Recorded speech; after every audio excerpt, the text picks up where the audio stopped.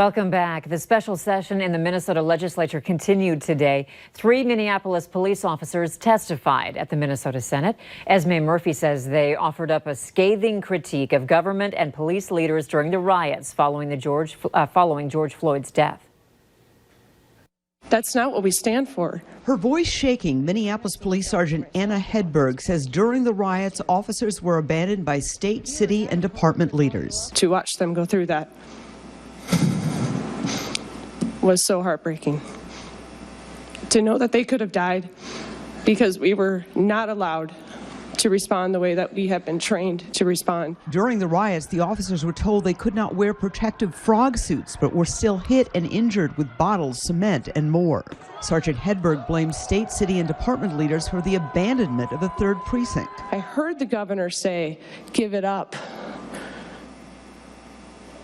It wasn't directly to me, it was through a phone call. How the governor says, "Give up the precinct." I mean, that's demoralizing for this whole state. And the 3 described a demoralized police force with dozens of officers planning to retire or quit. I believe I speak for every Minneapolis cop when I tell you that I've never been more publicly humiliated. They also described a city out of control. The crime is rampant in Minneapolis right now. Senator Melissa Franson, one of the few Democratic senators present, faulted this, the 4th of a series of GOP accountability hearings, for focusing only on the riots and not the death of George Floyd. Unfortunately, these hearings have only presented one side of the story. There was supposed to be one more of the Senate GOP accountability hearings into the riots. The final witnesses Republicans wanted was Minneapolis Mayor Jacob Frey, but according to them, he never responded to their request.